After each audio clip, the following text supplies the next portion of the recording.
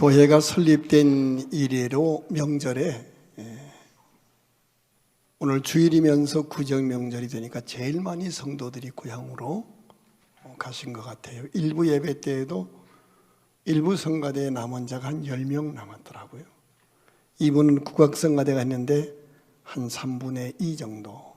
오늘 3부 성가대 보니까 한 절반 정도 남은 자가 되신 것 같아요. 예배드리러 또 고향으로 가신 분들을 절대로 남으라는 거 아닙니다. 우리 성가대 박수로 한번 축복하십시다. 입장 바꾸어 놓고 생각 한번 해보십시다. 안 믿는 남편이에요.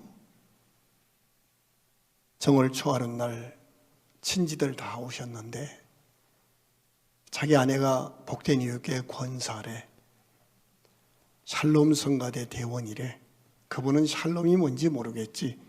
살롬, 살롬 죽을 놈, 하여튼 성가대래. 그런데 이게 점심도 안 차려주고 차례를 지내는 동안 할끔할끔 눈치 보더니 빠져나갔어. 그리고 점심 때 안 보여. 예배당 갔다는 거예요. 여러분 안 믿는 남편 같으면 은혜로울까요? 성질날까요? 이게 미쳤나? 이게 막 그럴 것 같아. 내가 안 믿어도. 그잖아요. 약간 미친 사람들이 지금 여기 나와 앉아 있는 거예요. 예배 마치고 이제 집에 돌아가면 안 믿는 남편이 여보, 당신이 그래도 예배 드리고 오니까 고맙네. 내가 다 했어. 이런 남편은 세상에 존재하지 않아요. 또 반응을 희한하게 보일 거예요. 그때 여러분이 무너지면 안 돼요. 여기서 찬양했던 것처럼 어차피 미친 사람들이니까 고맙다고 이렇게 할 수 있어야 돼요. 다시 한 번 더 박수로 축복하십시다.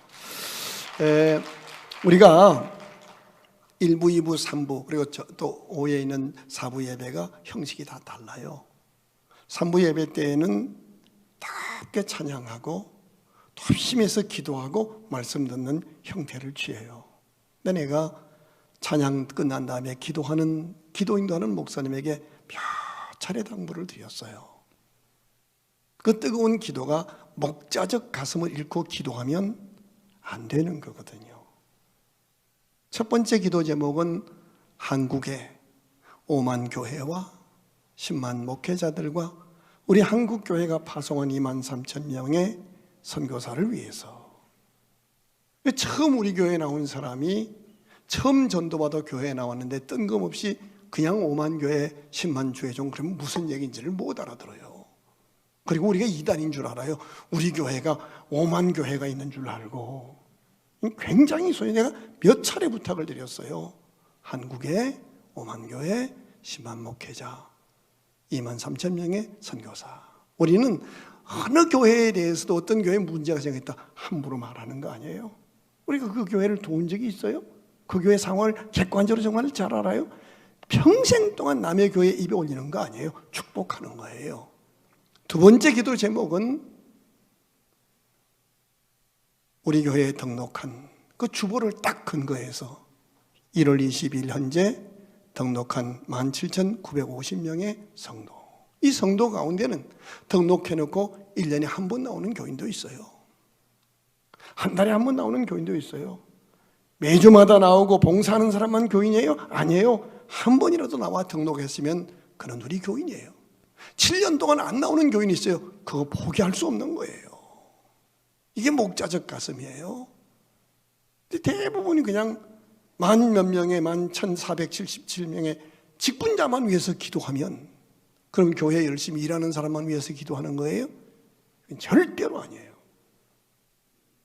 17,956명의 등록한 성도들과 그 가운데 세움마다 쓰임받고 있는 11,747명의 직분자들을 위하여 기도하시고, 세 번째, 예배 위에 성령의 감동과 감화, 설교와 순서 맡은 이들에게 하나님의 은혜가 충만하길, 예배를 위해서 표현이 정확해야 되는 거예요. 부르짖어 기도하는데 직분자들 자기들끼리만 위해서 기도하면 재직 세미나지 예배가 아니잖아요. 몇 차례 제가 부탁을 드렸는데 수정이 안 되고 죄송해서 제가 말씀을 드리는 거예요. 우리 교회에 등록한 사람은 누구도 우리가 소외하거나 소홀히 해서는 안 되는 다 소중한 사람이에요. 믿으십니까? 그래서 온라인으로 예배드리든 나오지 못했던 간에 시공을 초월해서 성령이 그에게도 감동하시기를 기도하는 게 예배지. 뭐 여기 나와 있는 사람만 은혜 받고 그건 절대로 아닌 거예요. 이 목사님 당부드려요. 막 급해서 그렇게 하지 말고 했으면 좋겠어요. 우리 옆에 분하고 인사하시는데 오늘 구정 명절이에요. 뭐 일어서서 절해야 되겠지만 세배하겠어요. 새해 복 많이 받으세요. 시작.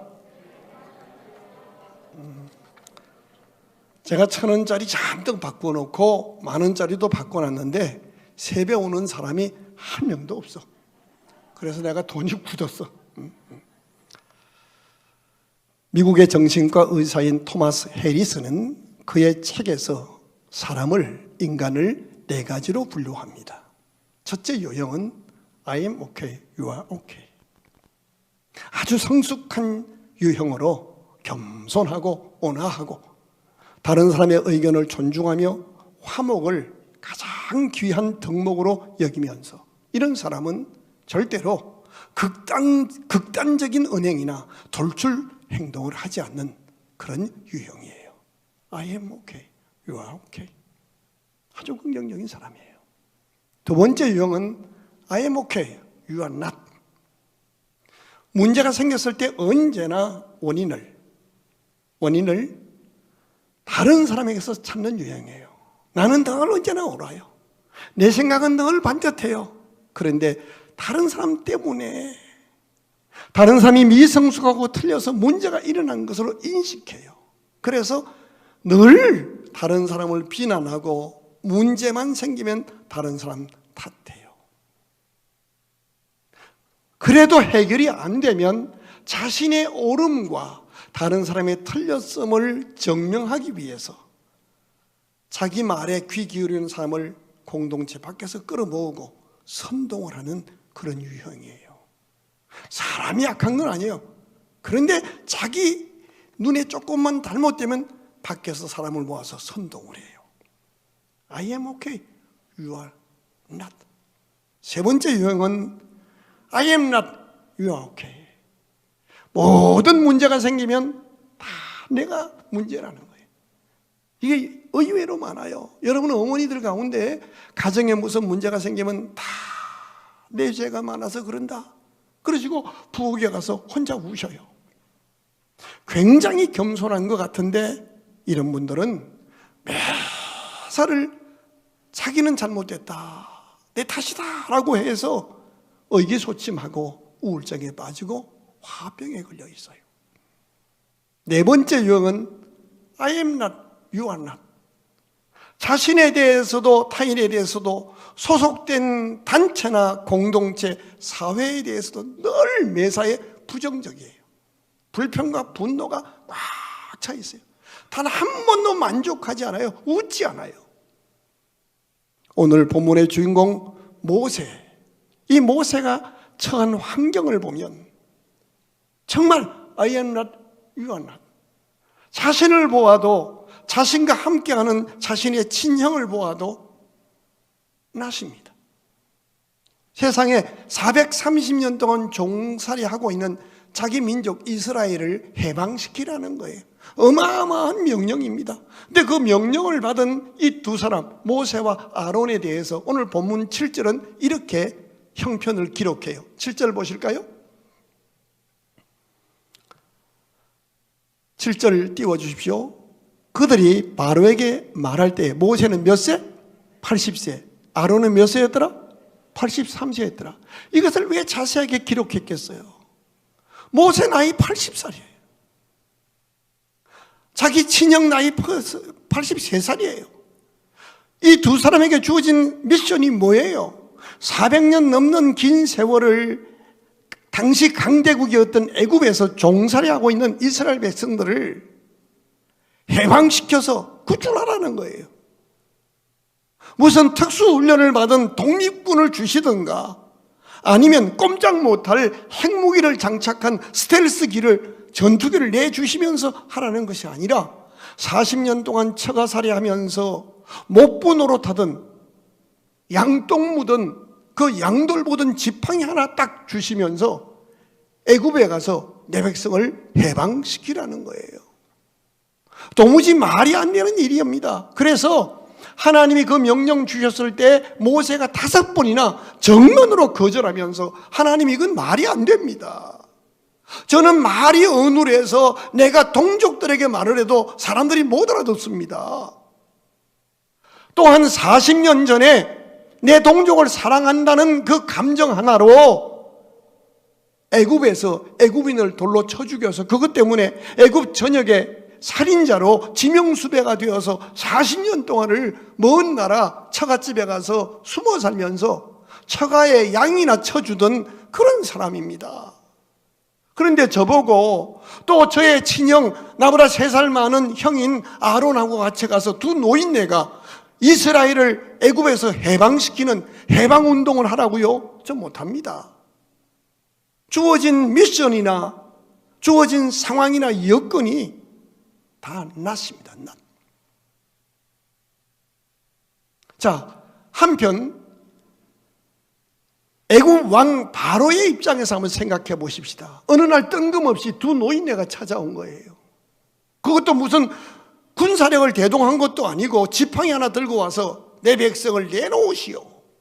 그것도 모세가 직접 얘기하는 게 아니에요. 뭐 지들끼리 얘기를 해. 모세가 뭐라고 하니까 또 그 형이라는 사람이 통역을 하는 거예요.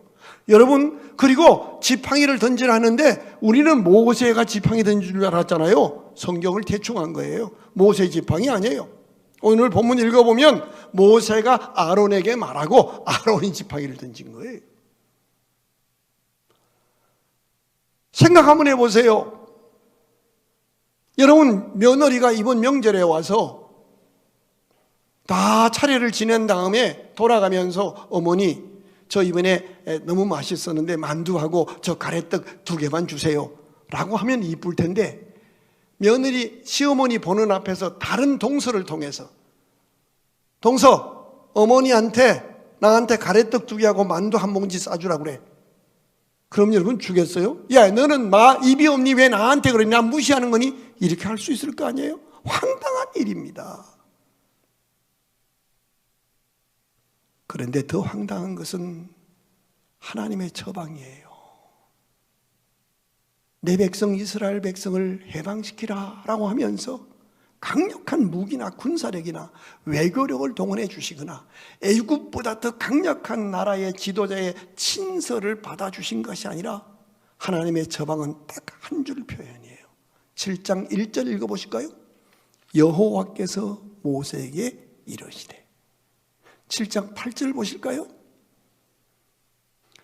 7장 1절, 7장 8절, 7장 14절, 19절, 8장 1절, 8장 8절 계속 반복되는 딱 하나입니다. 하나님의 방법은 여호와께서 이르시되. 말씀만으로 하는 거예요. 말도 안 되는 어려운 여건과 정말 감당하기 힘든 미션을 주시면서 또 불편해하는 모세의 마음을 좀 위로해 주시거나 어떤 환경을 바꿔 주시거나 세상적으로 감당할 만한 능력을 주시는 것이 아니라 아무것도 안 바꾸어 주시면서 마음도 조금도 위로해 주지 않으면서 어떤 소망도 주지 않으면서 명령만 내리시는 거예요. 더 황당한 것은 그 하나님이 내리신 명령의 내용이에요. 7장 오늘 본문 8절 읽어봐요. 여호와께서 모세와 아론에게 말씀하여 이르시되. 그 내용을 보실까요? 9절입니다. 여호와께서 모세와 아론에게 말씀하여 이르시되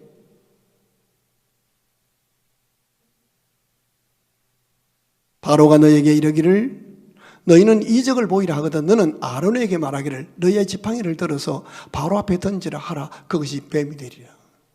모세가 척 하는 것도 아니고 자기 형 보고 지팡이 던져.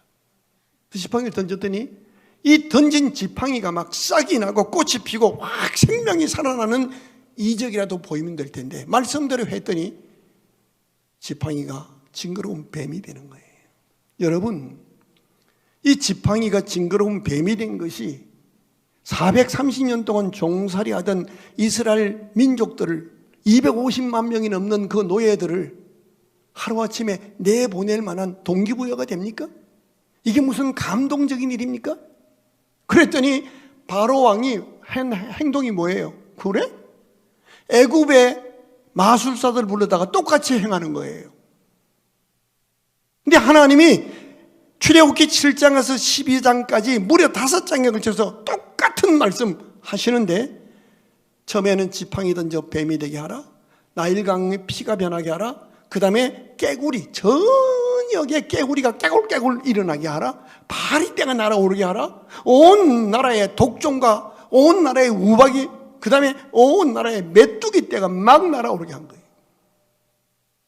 이런 이상한 이적을 보이는 것이 감동이 되고, 정말 이집트 왕 그리고 애굽 백성들이 이스라엘 백성들을 당신네 고국으로 돌아가라고 선뜻 내줄 만한 그런 이적입니까?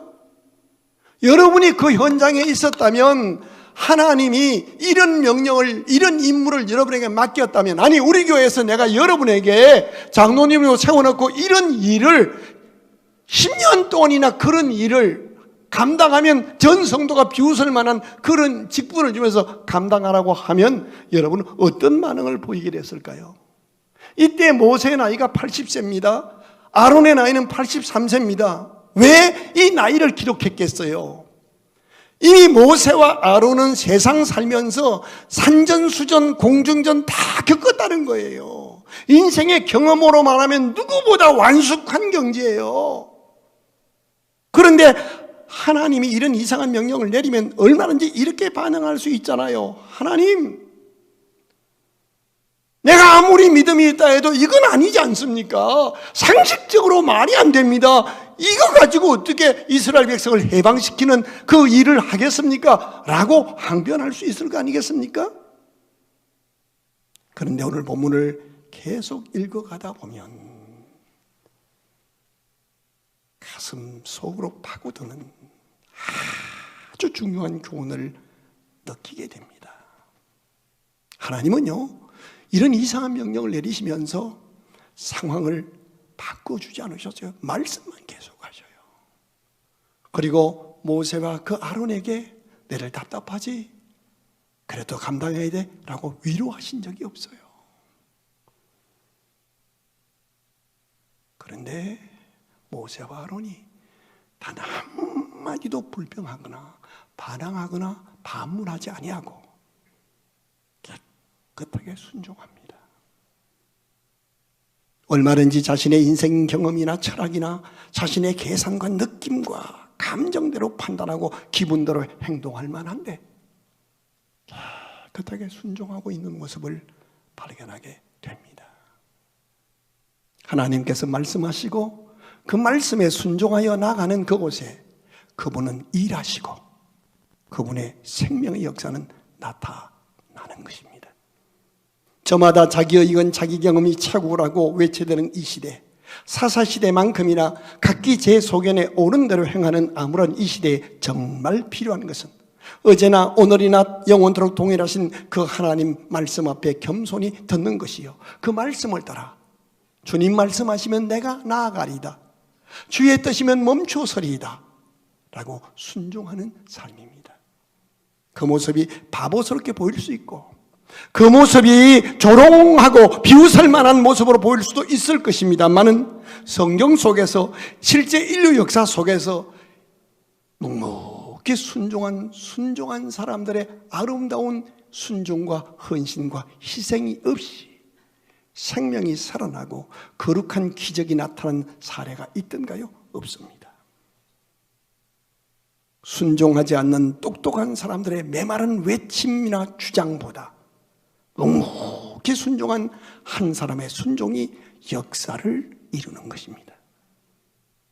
한 가문이 일어나는 것도 보십시오. 할머니나 할아버지 중에 어떤 한 분이 처음 믿음을 가지게 됩니다. 그리고 많은 핍박과 박해와 조롱 속에서도 묵묵히 끝까지 믿음의 지조를 지키며 순종하고 희생합니다. 세월이 지나가면 하나님은 그분을 통하여 그 가문을 거룩한 믿음의 가문으로 일으켜 세워 주신 것을 알게 됩니다. 사업도 마찬가지예요. 직원 2명밖에 안 되는 부부가 하는 작은 분식부터 시작해서 직원이 많이 모이는 작은 큰 기업에 이르기까지. 여러분, 사업은 크든 작든 전쟁입니다. 표현하지 않아서 그렇지 얼마나 많은 좌절과 고독과 두려움과 결단을 앞에 두고 밤을 지새우는 고민이 있었겠습니까? 사업이 일어나는 것, 지켜지는 것, 순종하는 사람이 있기 때문입니다. 교회도 마찬가지입니다. 거룩한 몸된 교회가 세워지고 부흥하는 것, 피 흘리기까지 순종한 사람들의 순교적인 헌신 위에 세워지는 것입니다. 140년 전에 이 땅에 복음이 전해질 때 이 나라의 복음을 전하기 위해서 수많은 젊은 선교사들이 젊음을 바쳐서 이 나라에 와서 순교의 피를 흘려주는 바보 같은 헌신이 있었기에, 바보 같은 순종이 있었기에 교회가 세워진 겁니다. 우리 복된 이웃교회가 39년 전에 세워질 때 인생의 경험과 논리, 철학과 손익계산서를 따져서 교회를 세우려 했다면 우리 교회가 세워졌을까요? 이 땅에 5만 개 교회 가운데 교회가 몇 개나 세워질 수 있었을까요? 우리 교회가 여기까지 오는 동안 복음의 순수함은 지키면서도 사회의 변화에 부응하고, 그러면서도 매년마다 부딪혀오는 안 밖의 모든 문제들이 있을 때 그 문제를 넘게 하시려고 주신 가장 도움이 되고 힘찬 동역자가 되어야 할 사람들 가운데에 미성숙함이나 경솔함으로 인해서 함부로 언행하고 불협화음을 만들고 도무지 절제할 줄 모르는, 그래서 의사표현이나 감정 표출이 너무 성숙하지 못한 모습으로 표현하고, 개인도 교회도 발전시켜 주시라고, 발전하기 위해서는 반드시 발전적 갈등이란 요인을 주시거든요. 그 갈등은 발전할 수 있는 축복의 요인인데 이거를 축복으로 알지 못하고 그 갈등에 걸러 넘어져서 시험에 들어서 교회 밖으로 가서 철없이 교회를 비방하고 주의 종도를 후욕하는, 외적 내적으로 감당해야 할 많은 문제 앞에서 목사는 복음의 순수함을 지키면서도 사회 앞에 뒤처지지 않으려고 젊은 애들하고 공부를 해가면서 밤잠을 자지 않고 공부하면서 열린 마인드로 노력해서 이끌어가려고 몸부림하는데,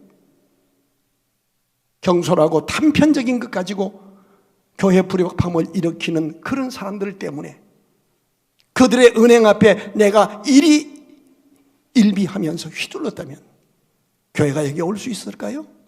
아닙니다. 누가 뭐라고 해도 주의 종과 함께 한마음 한뜻 되어서 자신에게 주어진 은사를 따라 자기 자리를 지키며 묵묵히 바보스럽게 순종한 사람들 때문에 하나님의 역사는 일어나는 겁니다. 가정에서, 직장에서, 교회 공동체 속에서 눈앞에 펼쳐진 현상만 보고 휘둘리는 삶이 아니라 보이는 것으로 살지 않고 오늘도 살아계셔서 오늘도 말씀하시고 오늘도 일하시는 그 하나님을 두려워하며 그 말씀을 겸손히 듣고 그 말씀에 묵묵히 순종하는 믿음의 사람들이 바로 하나님이 원하는 남은 자요, 하나님은 그들을 통해서 일하십니다. 오늘 설교 제목 같이 한번 보실까요? 주부에 있습니다. 위에 띄워줄 거예요. 설교 제목이 좀 길어요. 같이 읽겠습니다. 그곳에도 사람이 살고 있었네. 거기에서도 그분은 일하고 계시냅니다. 다시 말씀드려요. 그곳에도 사람이 살고 있었네. 그곳에서도 그분은 일하고 계시네. 제 아내가 두 번째 암이 발생되어서 재발되어서 18시간 반 동안 수술받고 33번 방사선 받고, 그때 기대 수명이 2달밖에 못 산다고 그랬어요.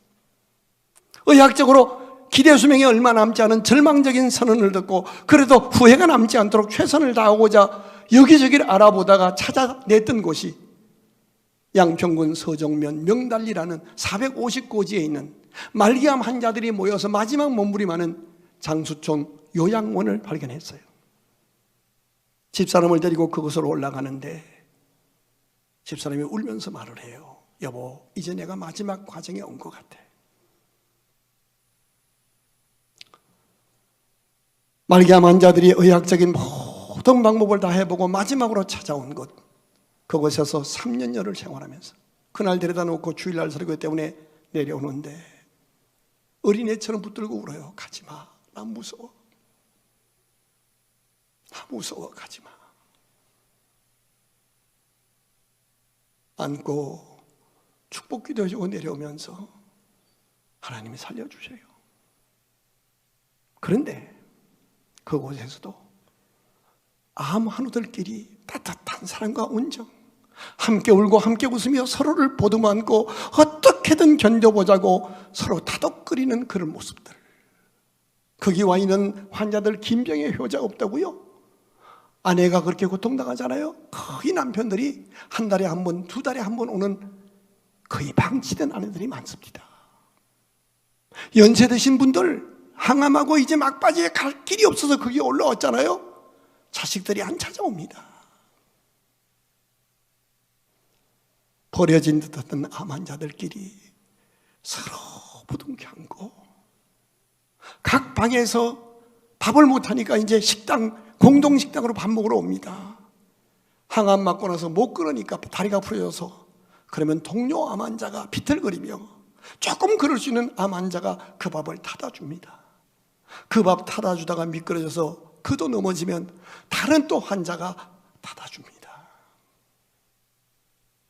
그러다가 함께 투병하던 동료가 하늘나라로 먼저 떠나는 사례가 생기면 며칠 동안을 침묵 속에 흐느껴 울면서 무너지는 자신을 추스르며 살아보려고 몸부림하는 인간 막장 그 현장에 제가 3년 동안 그곳에 있으면서 목회하면서 왔다 갔다 하면서 가슴으로 느낀 게 있어요. 가족에게도 버림받고 자식들에게도 짐스러운 존재가 되어서 빨리 안 돌아가시나 하는 이런 막장 속에서도 여기서도 사람이 살고 있구나. 서로 보듬어 안고 서로 격려하고 서로 따뜻한 인간 냄새가 나는, 그래서 용기를 얻을 수 있는 이곳에서도 사람이 살고 있구나. 그리고 여기서도 하나님이 일하시는구나. 그렇습니다.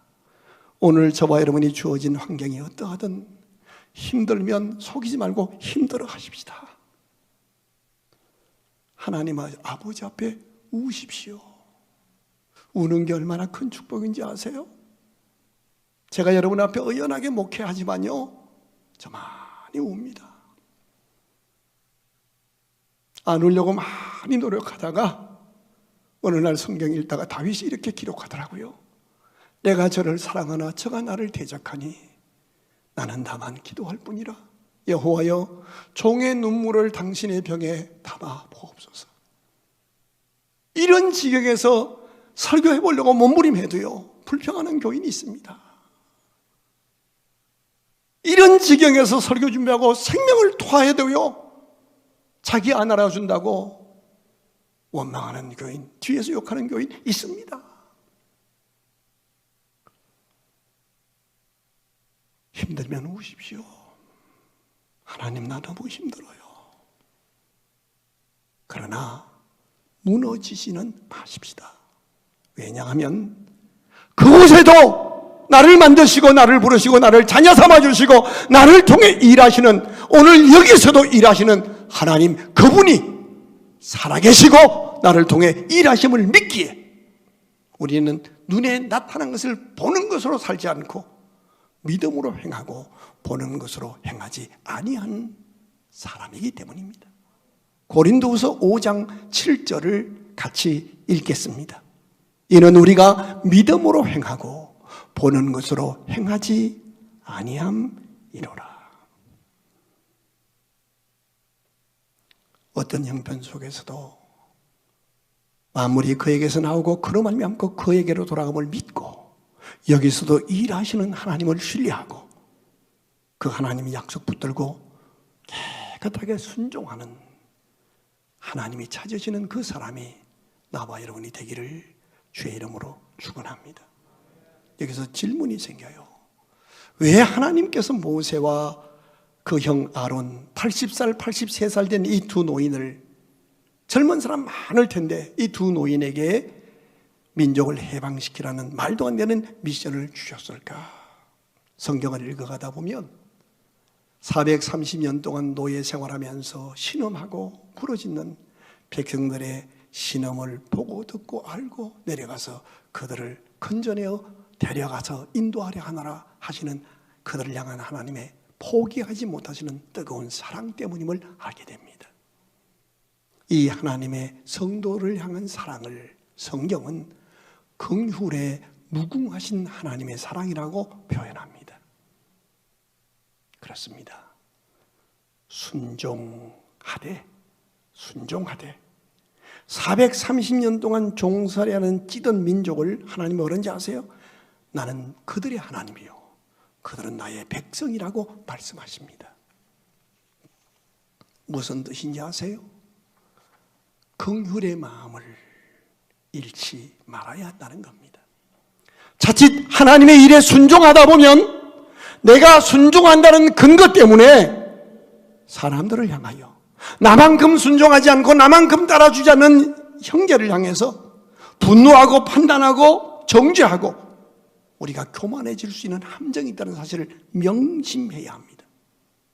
헨리 나우에는 인간답다는 것은 긍휼의 마음이 있는 까닭이라고 표현했습니다. 긍휼은 함께 아파하고 함께 고통받는 것을 의미합니다.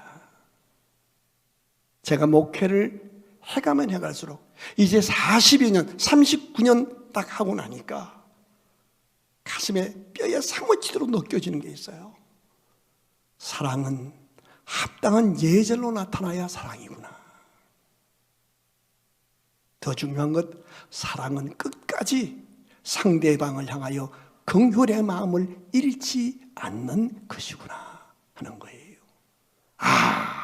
아무리 옳은 일을 100% 순종했을지라도 그 마음 속에 서로를 향한 긍휼의 마음이 없다면 그것은 오히려 자신의 순종으로 인하여 다른 지체들을 판단하고 비난하며 공격하는 무례함과 교만함에 빠져서 차라리 순종하지 않으면 못한 결과를 초래하게 되는 경우를 성경 속에서 우리 주변에서 우린 어렵지 않게 볼 수 있습니다. 이번 명절 여러분이 어떤 환경일지라도 우리는 일일 가정선교사로 파송받은 복덩어리요 사명자임을 잊지 말고 정말 하나님의 사람다운 사람 되어서 순종함으로 하나님의 역사를 일으키는 믿음의 주인공이 되시길 바랍니다. 그러나 한순간도 가족들을 향해서 긍휼히 여기는 마음을 잃지 않는 진정한 그리스도의 마음을 품은 사람이요 하나님이 받으실 만한 그리스도인이 되기를 주의 이름으로 축원합니다. 부모님을 향해서 배우자를 향해서 특별히 친지들 가운데 연약하고 실패하고 무너진 형제들을 향해서 긍휼의 마음을 품고 긍휼의 마음을 유지해 달라고 기도하면서 끝까지 긍휼을 지켜가야 합니다. 사실 이번 구정 명절은 저의 생에서 가장 힘든 명절입니다. 아내를 모진 수술을 받고 회복 중에 있는 아내 곁에 머물며 간호하지도 못하고 지친 손도 잡아주지 못하는 안타까운 명절입니다. 그동안 면역 강함을 받으면서 굉장히 많이 회복이 되었습니다. 기침도 멎었고 굉장히 혈색도 좋아지고 그런데 한 가지 어떤 연고인지는 모르지만 다리가 부러져서 그 잘 걷던 사람이 걸음을 못 걸었어요.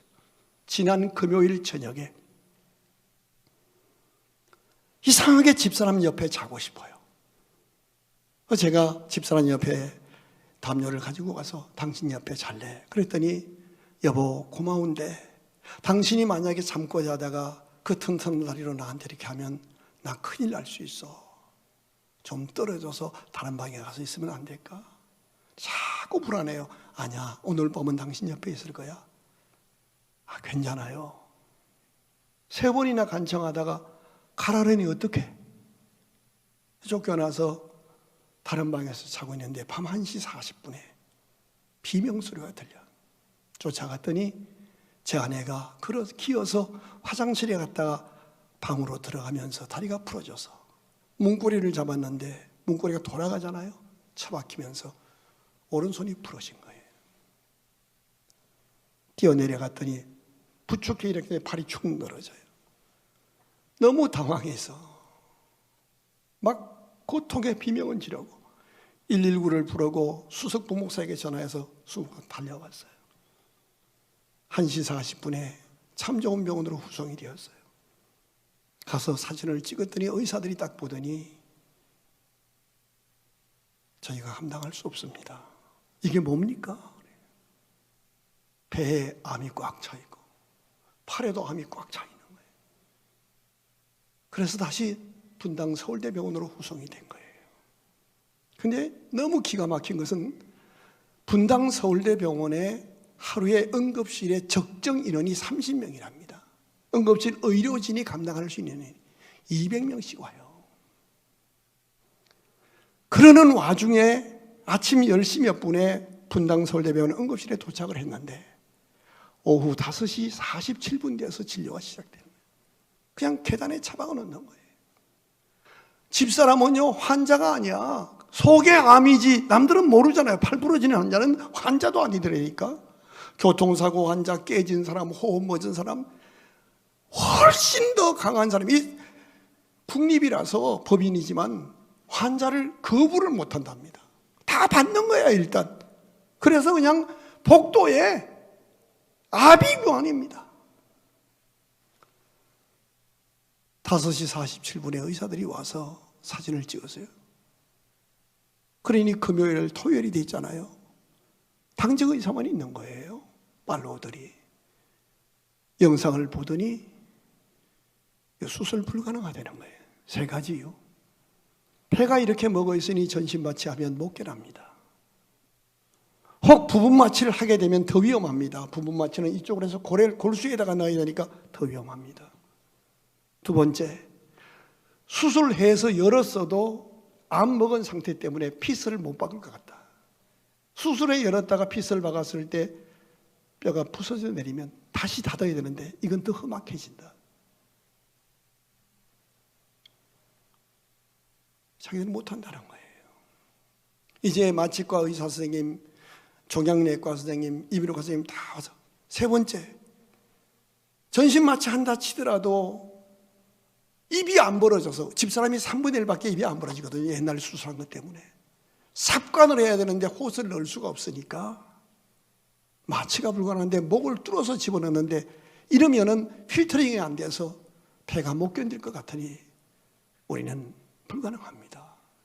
그래서 내가 서울대학병원에서 불가능하면 어디로 가야 합니까? 자기들은 모른다는 거예요. 그럼 내일 아침에 과장님들 나오시면 다시 얘기하십시다.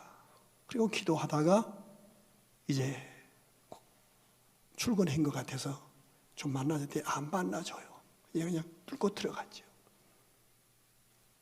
그러더니 고참들이 앉아 있어요. 그래서 얘기했어요. 교수님들 살려주십시오. 그랬더니 물어요. 이 환자의 기대 수명을 몇 달로 봅니까? 이 환자의 기대 수명을 얼마로 봅니까? 다 죽을 사람 됐으니 가라는 얘기예요. 저도 압니다. 그리고 나서 말을 했어요. 미안한데, 이런 얘기해서 미안한데 저도 서울대학교 동문입니다. 총동문회 내가 이사고 부회장입니다. 동문 좋다는 게 뭡니까? 수술하다가 못 깨나도 좋습니다. 각서 쓰겠습니다. 남편으로서 최선 다할 수 있도록 기회는 주십시오. 이장님들이 다시 모여서 회의를 했어요. 그리고 설왕설래 6시간 반 동안을 계속해요. 6개가가 달려들었어요. 이비인후과, 종양내과, 내과, 정형외과, 신경과, 심장내과. 다시 들어오라는 거예요. 한번 해보십시다. 단 지난 1월 달에 수술했을 때 6시간 반 동안 전신 마취하고 했더니 그 마취 진료 기록을 가져오십시오. 난 그런 게 있는 줄 몰랐어요. 노영수 이비인후과 가서 뛰었더니 마취하는 동안에 이렇게 그래프가 그려지더만요. 심장이 어떻게 뛰었는지 호흡이 어떻게 됐는지 그걸 띄다 줬더니 수술을 한다는 거예요. 그저께 지난 금요일 20일 날 9시 반에 이제 내려가는 거예요. 근데 내가 있어야 되는데 수술실에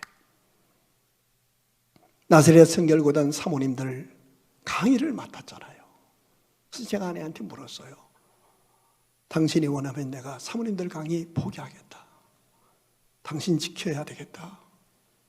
그랬더니 나한테 마지막 인수인계서 또 통장 그 돈 몇 푼 안 든 통장 주면서 내가 혹시 못 깨나면 천국에서 만나요.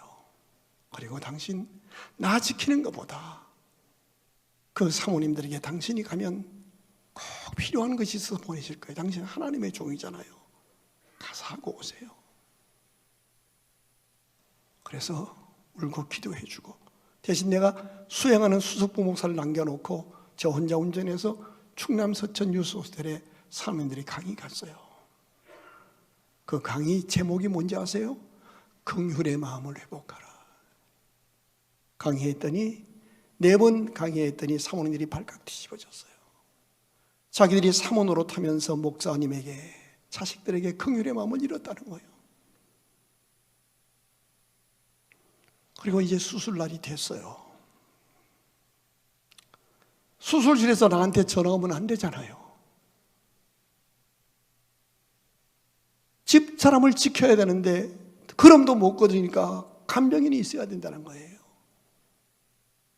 우리 교회 38년을 어머니처럼 저를 사랑하고 섬기시는, 우리 지금 거의 100세 가까운 요새 아드님 집에 계신 이기순 권사님의 2딸이 이정숙 권사님, 이현숙 권사님입니다. 그 큰딸 이정숙 권사님이 목사님 제가 지킬게요. 명절인데 남편에게 양해 구하고 제가 요양보호사 생활을 10년 동안 했으니 제가 사모님 돌볼게요. 친언니도 못하는 일을 이정숙 권사님이 지금 병실에 갇혀 있어요. 수술실에 집어넣어 놓고 나하고 수석부 목사님이 밑에 서울대학병원의 밑에 지하실에 기도실이 있습니다. 가서 기도하고 있는데요. 이동훈 목사님, 지구촌교회 목사님이 달려오셨어요. 얼마나 힘들어. 수술 내내 제 손을 잡고 옆에 앉아서 같이 우시는 거예요. 수술실에서 전화가 왔어요. 전화를 못 받겠어 겁이 나서. 아마 열었다가 피스가 안 된다 이 말 같아서. 여러분, 수술할 때 수술실에서 보호자한테 전화하는 게 제일 두려운 전화거든요. 오금이 풀어져요. 여보세요 했더니 환자는 전신마취가 되었는데 수술하려고 하다 보니까 오른팔에 큰 수술 자국이 있는데 이거 뭡니까? 그러는 거예요. 2011년도에 혀 밑에 암을 잘라내면서 조직이 없으면 안 되어서 혀를 못 움직이니까 거기에 이식할 피부를 찾다가 제일 근접한 데가 팔이어서 거기서 피부만 이식했더니 힘줄 안 잘랐다고 그랬더니 수술이 시작된 거예요. 그리고 수술이 노심초사하고 있는데 예정된 수술 시간에 수술이 완료되었다고 화면에 뜨는 거예요. 보긴 봐야 되는데 못 들어가게 하는 거예요. 이 패치를 안 차면 못 들어가니까. 근데 잘못한 거 이건 얘기하기 좀 그거 근데 얘기를 보고를 드리게요. 기도하다가 어젯밤에 궁금해 살 수가 있어야지. 그래서 계단으로, 엘리베이터는 다 지키니까 계단으로 올라갔더니 안 지키더라고. 그래서 계단으로 그 병실까지 올라간 거예요. 그래서 집사람이, 권사님이 휠체어 끌고 계단으로 나왔어요. 보여주실래요? 살아났어요. 근데 너무 고마운 게 이번에 6개 과에서 협진을 하면서 다른 의사가 다리가 부러진 원인이 뭔지를 한번 찾아보자. 그래가지고 혹시 암이 척추로 전이돼서 신경을 눌러서 그런 거 아닌가 해서 오늘, 어제 척추하고 사진을 다 찍었어요. 이제 그게 아니면 항암, 면역 항암 때문에 그런 거니까 그 면역 항암이 끝나면 회복될 줄로 믿고, 그래서 오히려 이제 주치의들이 6명이 생겨서 김신성 환자가 되면 거기서 다 알아. 합력해 선이 되는데 하나님의 은혜요, 여러분의 눈물의 기도 덕분이라고 저는 고마워합니다. 목사가 성도를 염려해야 되는데 성도가 목사를 염려하게 해서 정말 죄송합니다. 하지만 저희 부부가 어떻게 순종하고 하는지를 이래는 과정에서 이동원 목사님이 와서 아무 말씀 안 하시고 수술 밤에 손잡고 있다가 나하고 안 목사님 데리고 나서 점심 사 먹이고 나서 힘내라고. 그때 내가 긍휼의 은혜가 뭔지를 알았어요. 병실에 누워있는 제 아내 김신성 사모를 보시면서 하나님은 어떤 마음을 품고 계실까? 그때 긍휼의 마음인 것이 느껴졌어요. 그렇습니다. 이번 명절에 우리 서로를 향해서 그래, 그럴 수 있을 거야. 입장 바꿔놓고 생각해보니 나도 그럴 수 있었을 거야 라고 서로 불쌍히 여기는 주님의 마음을 품고 서로 보듬어맞는 은혜가 있기를 주의 이름으로 축원합니다. 여러분 아시죠? 예수님이 십자가 위에서 돌아가시면서 7마디 말씀하셨는데 그 마디 가운데 이런 말이 있어요. 자기 육신의 어머니가 얼마나 기가 막히겠어요. 아들이 죽어가는데 제자들 다 도망가고 요한만 남아있는데 이렇게 말합니다. 어머니 보소서, 나는 가고 죽지만 내 제자가 아들로 살 겁니다. 아들이니이다. 자기 제자를 향해서 내 어머니라 그럽니다. 이게 서로를 향한 긍휼의 마음입니다. 제가 집사람 병실에 기다리면서 그날 생일 나간 성도들이 몇 명 있더라고요. 병실에 기도하다가 내가 해야 할 도리는 해야 될 것 같아서 나와서 교인들을 생일 축하 전화를 하는데 그 옆에 앉았는데 아마 다른 교회 권사님 같아요. 우리 집사람 상황이 이렇다고 친구 목사님에게 기도 부탁을 한 걸 다 들었어요. 그리고 나서 교인들 생일 축하해 주는 얘기를 들은 거예요. 이분이 목사님이시죠? 네. 어느 교회에서요? 그래서 교회 얘기했더니 제가 옆에서 본의 아니게 다 들었습니다. 목사님 교회에 출석하는 교인들은 참 좋겠네요. 당신 사모가 죽어가는 수술대 위에 있는데 그 초중한 시간에 교인 생일 축하 전화하는 목사님을 담임 목사로 모시고 있으면 얼마나 좋겠어요. 그러는 거예요. 그래서 내가 우리 교회 올래요? 하고 싶은데 그럴 수는 없잖아요. 제가 잘난 건 아니에요. 내 평생이 하나님이 나를 그렇게 긍휼히 여겨주셨기에 내가 성도가 잘났든 못났든 우리 교회 등록한 성도를 향한 긍휼의 마음을 끝까지 지켜야 하는 미션으로 알고 그러고 있는 거예요. 자, 첫째, 순종하십시다. 둘째, 긍휼의 마음을 잃지 마십시다. 그런데 이제 이렇게 본문을 계속 읽어가다 보면 하나님의 그 이상한 명령에 모세와 아론이 순종합니다. 마지막에 그 애굽의 장자들이 다 죽는 대사건을 통해서 바로가, 애굽 왕이 이스라엘 백성들을 가라고 내보냅니다. 내보내놓고 나서 하룻밤 지나고 나니까 욕심이 도지는 거예요. 그래서 군사를 끌고 맹추격합니다. 이스라엘 백성들이 가다가 홍해를 만나서 아직 건너지 못하고 있는데 앞에는 홍해바다요, 뒤에는 애굽 군사들이 이를 악물고 추격해 와서 절대절명의 위기를 만났습니다. 그때 하나님께서 동풍을 불어 홍해를 갈라지게 만들고 홍해를 육지처럼 건너게 하시는, 거기서도 일하시는 하나님의 은혜와 사랑을 보여주십니다. 홍해를 건넌 다음에 이스라엘 백성들이 맨 먼저 한 일이 뭔지 아세요? 출애굽기 15장 1절을 보십시다.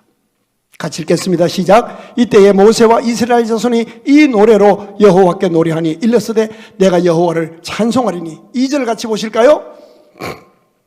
여호와는 나의 힘이요 노래시며 나의 구원이시니도다. 그는 나의 하나님이시니 내가 그를 찬송할 것이요. 성경에 찬송이라는 단어가 처음 등장합니다. 나는 여러분이 올해 인생 살아가시다가 어떤 위기 앞에서 인간으로 어떻게 할 수 없는 상황을 만났을 때 여러분이 기도함으로 하나님이 나의 힘이요 나의 구원이 되시는 것을 경험하고 거기서도 일하시는 하나님을 만나심으로 이스라엘 백성처럼 모세처럼 하나님을 기쁨으로 노래하는 그런 은혜가 회복되기를 주의 이름으로 축원합니다. 그런데 나의 하나님이시니 내가 그를 찬송할 것이 하라고 나서 그 다음 뒷기절이 우리를 혼란스럽게 만납니다. 내 아버지의 하나님이시니 내가 그를 높이리로다. 모세의 아버지가 누굽니까? 출애굽기에 이름이 안 나옵니다. 출애굽기 2장 1절 한번 보실래요? 레위 가족 중 한 사람이 가서 레위 여자에게 장가들어. 이름을 안 밝힙니다. 우리로 말하면 예수 잘 믿는 청년이 예수 잘 믿는 자매한테 장가들어서 애를 낳았다는 겁니다. 이름이 등장하지 않아요. 그런데 수천 년이 지나간 어느 날 히브리서 11장에서 이렇게 기록합니다. 히브리서 11장 23절입니다. 믿음으로 모세가 태어났을 때 그 부모가, 이름을 밝히지 않았던 그 아버지와 어머니가 아름다운 아임을 보고 석 달을 숨겨 왕의 명령도 무서워하지 않고 믿음으로 길렀다는 거예요. 저를 주목하세요. 출애굽기를 해서 읽어 내려가면 모세의 아버지 이름은 안 밝히고 아버지는 안 나와요. 그런데 그 어머니 요게벳에 대한 신앙과 아름다움이 자세히 나와요. 그리고 한참을 계속 읽어 내려가면 민수기에 내려가서 모세의 아버지 이름이 밝혀져요. 같이 보실까요? 시작. 아므람의 처의 이름은 요게벳이니 레위의 딸이요 애굽에서 레위에게서 난 자라. 그가 아므람에게서 아론과 모세와 그의 누이 미리암을 낳았고. 모세 아버지 이름이 뭐라고요? 아므람이라는 사람이에요. 자, 그런데 모세가 홍해를 걷는 기적을 경험하고 나서 제일 먼저 한 일이 자기 아비의 하나님을 높이겠다는 거예요. 의미가 무엇입니까? 내가 이만큼 사는 것, 내가 이만큼 일을 이룬 것, 내가 이런 은혜와 복을 받고 누리게 된 것이 나의 하나님의 은혜이지만 나를 생명으로 태어나도록 낳아주시고 그런 나를 위하여 눈물로 기도하며 통곡하셨을 내 아버지의 기도를 응답해 주신 그 응답으로 내가 오늘 여기에 있다고 고백하며 그 아버지를 내게 주셨던 하나님께 감사하며 이름을 높이고 찬양하고 있는 겁니다. 부모는 판단의 대상이 아닙니다. 모세가 이럴 수 있습니다. 현대판으로 내가 바꿔드릴게요. 아버지가 저를 낳고 한 일이 뭡니까?